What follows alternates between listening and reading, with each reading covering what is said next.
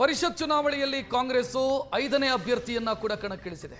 DK Shivakumar ಅವರ ಆಪ್ತ ಸದ್ಯ ಅಭ್ಯರ್ಥಿಯಾಗಿದ್ದಾರೆ. ವಿನಯ್ ಕಾರ್ತಿಕ್ 5ನೇ ಅಭ್ಯರ್ಥಿಯಾಗಿ ಮೊದಲ ಪಟ್ಟಿಯಲ್ಲಿ 4ರನ್ನ ಘೋಷಣೆ ಮಾಡಿತ್ತು. 2ನೇ ಪಟ್ಟಿಯಲ್ಲಿ ವಿನಯ್ ಕಾರ್ತಿಕ್ ಅವರಿಗೆ ಅವಕಾಶವನ್ನ ಕೊಟ್ಟಿದೆ. ಸಂಖ್ಯಾಬಲ ಕಾಂಗ್ರೆಸ್ಗೆ ಮ್ಯಾನೇಜ್ ಮಾಡಬಹುದು ಅನ್ನೋ ರೀತಿಯ ಸಂಖ್ಯಾಬಲ ಇದೆ. ಯಾಕಂತಂದ್ರೆ ಬಿಜೆಪಿಯಿಂದ ಉಚ್ಚಾಟಿತರಾಗಿರುವಂತ ಶಾಸಕರು ಅವರ ನಂಬರ್ಸ್ ಅನ್ನು ಕೂಡ ಕನ್ಸಿಡರ್ ಮಾಡಿದರೆ ಕಾಂಗ್ರೆಸ್ 5ನೇ ಅಭ್ಯರ್ಥಿಯನ್ನು ಕೂಡ ಗೆಲ್ಲಿಸಿಕೊಳ್ಳಬಹುದು ಅನ್ನೋ ಲೆಕ್ಕಾಚಾರ.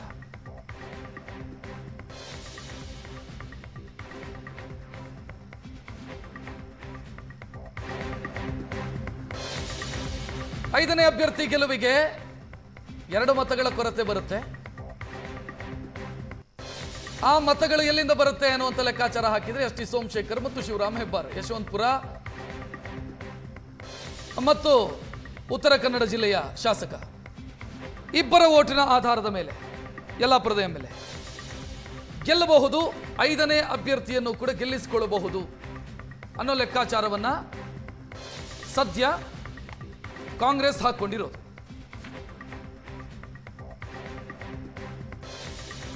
ಹೆಚ್ಚಿನ ಡೀಟೇಲ್ ನೀಡೋದಕ್ಕೆ ನಮ್ಮ ಪ್ರತಿನಿಧಿ ಮಾರುತೇಶ್ ನೇರ ಸಂಪರ್ಕದಲ್ಲಿ. ಮಾರುತೇಶ್, ಈಗ ಉಚ್ಚಾಟಿತ ಶಾಸಕರು, ಬಿಜೆಪಿಯ ಉಚ್ಚಾಟಿತ ಶಾಸಕರನ್ನೇ ನಂಬಿಕೊಂಡು ಅಭ್ಯರ್ಥಿ ಹಾಕಿರೋದಾ ಅಥವಾ ಪ್ಲಾನ್ ಬಿ ಅಂತ ಏನಾದರೂ ಯೋಚನೆ ಮಾಡಿದೆಯಾ ಕಾಂಗ್ರೆಸ್?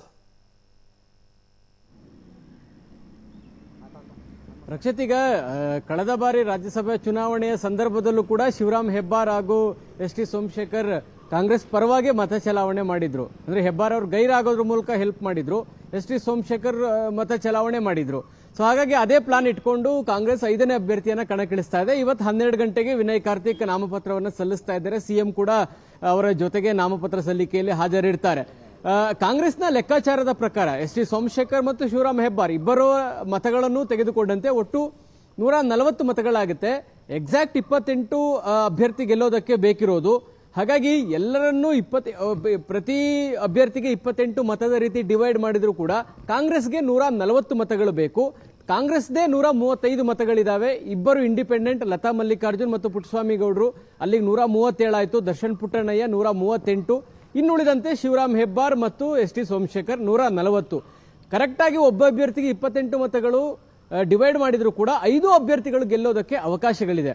ಆದ್ರೆ ಒಂದು ರಿಸ್ಕ್ ಏನು, ಯಾಕೆಂದ್ರೆ ಮತ ಚಲಾವಣೆ ಮಾಡುವಂತ ಸಂದರ್ಭದಲ್ಲಿ ಕೆಲವು ಲ್ಯಾಪ್ಸಸ್ ಆಗುವಂತಹ ಆತಂಕ ಕೂಡ ಇದೆ. ಕೆಲವರಿಗೆ ವೋಟ್ ಹಾಕ್ಲಿಕ್ಕೆ ಬರಲ್ಲ, ಹಾಗಾಗಿ ಅವರಿಗೆ ವೋಟ್ ಹಾಕೋಕ್ಕೂ ಮುಂಚೆ ಒಂದು ಟ್ರೈನಿಂಗ್ ಕೊಡ್ತಾರೆ. ಮತಪಟ್ಟಿ ಹೆಂಗಿರುತ್ತೆ, ಪೇಪರ್ ಹೆಂಗಿರುತ್ತೆ, ಹೇಗೆ ಟಿಕ್ ಮಾಡಬೇಕು, ಮೊದಲ ಪ್ರಾಶಸ್ತ್ಯ ಮತ ಯಾವುದು, 2ನೇ ಪ್ರಾಶಸ್ತ್ಯ ಮತ ಅದು, ಇದೆಲ್ಲ ಮಾಡಿದಾಗ್ಲೂ ಕೂಡ ಕೆಲವು ವೋಟ್ಗಳು ಲ್ಯಾಪ್ಸ್ ಆಗುವಂತಹ ಆತಂಕ ಇದೆ.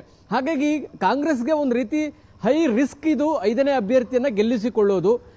4 ಅಭ್ಯರ್ಥಿಗಳಾಗಿದ್ರೆ ಹೆಚ್ಚುವರಿ ಮತಗಳನ್ನು ಹಾಕೊಂಡು ಲ್ಯಾಪ್ಸ್ ಆದ್ರೂ ಕೂಡ ತಲೆ ಕೆಡಿಸ್ಕೊಳ್ಳೋ ಅಗತ್ಯ ಇಲ್ಲ ಅಂತ ಹೇಳಿ ಲೆಕ್ಕಾಚಾರಗಳನ್ನು ಹಾಕ್ಬಿಡಬಹುದಾಗಿತ್ತು. ಆದ್ರೆ 5ನೇ ಅಭ್ಯರ್ಥಿಯನ್ನ ಹಾಕ್ತಿರೋದ್ರಿಂದ ಬಹಳ ನೀಟಾಗಿ ಇದನ್ನ ಎಕ್ಸಿಕ್ಯೂಷನ್ ಮಾಡಬೇಕಾಗುತ್ತೆ. ಒಂದು ಸ್ವಲ್ಪ ಎಕ್ಸಿಕ್ಯೂಷನ್ ತಪ್ಪಿದ್ರೂ ಕೂಡ ಕಾಂಗ್ರೆಸ್ ಅಭ್ಯರ್ಥಿಯೇ ಸೋಲುವಂತ ಪರಿಸ್ಥಿತಿ ಎದುರಾಗುತ್ತೆ. ಇನ್ನೊಂದು ಕಡೆ ಕಾಂಗ್ರೆಸ್ನ ಒಳಗಡೆ ಸಚಿವ ಸ್ಥಾನ ಸಿಗಲಿಲ್ಲ ಅನ್ನುವಂತ ಒಂದು ಬೇಸರ ಇದೆ. ಸಿದ್ದರಾಮಯ್ಯನವರನ್ನ ಇಳಿಸಿರುವಂತಹ ಒಂದು ಬೇಸರ ಇದೆ. ಈ ಬೇಸರಗಳು ಏನಾದ್ರೂ ಅದು ಚುನಾವಣೆ ಮೇಲೆ ಪರಿಣಾಮ ಬೀರಿದ್ರೆ ಕಾಂಗ್ರೆಸ್ಗೂ ಒಂದು ಸೆಟ್ ಬ್ಯಾಕ್ ಆಗುವಂತ ಆತಂಕ ಇದೆ. ಹಾಗಾಗಿ ಇದನ್ನ ಹೇಗೆ ನಿಭಾಯಿಸ್ತಾರೆ ಅನ್ನೋದೇ ಇಡೀ ಪರಿಷತ್ನ ಚುನಾವಣೆಯ ಸಂದರ್ಭದಲ್ಲಿ ಒಂದು ದೊಡ್ಡ ಚಾಲೆಂಜ್ ಆಗಿದೆ. ಮತ್ತು ಡಿ ಕೆ ಶಿವಕುಮಾರ್ ಅವ್ರಿಗೂ ಕೂಡ ಒಂದು ಅತಿ ದೊಡ್ಡ ಚಾಲೆಂಜ್ ಇದು 5ನೇ ಅಭ್ಯರ್ಥಿಯನ್ನ ಗೆಲ್ಲಿಸಿಕೊಳ್ಳೋದು. ಜೊತೆಗೆ ಜೆಡಿಎಸ್ ನ ಮತಗಳನ್ನ ಸೆಳೆಯುವಂತ ಪ್ರಯತ್ನಗಳು ಕೂಡ ನಿಶ್ಚಿತವಾಗಿಯೂ ಮಾಡಲಾಗ್ತಾ ಇದೆ. ಅದು ಎಷ್ಟರ ಮಟ್ಟಿಗೆ ಸಕ್ಸಸ್ ಆಗುತ್ತೆ ಕಾದ್ ನೋಡ್ಬೇಕಾಗತ್ತೆ. ರಕ್ಷಿತ್, ಥ್ಯಾಂಕ್ ಯು ಮಾರುತೇಶ್ ಮಾಹಿತಿಗೆ.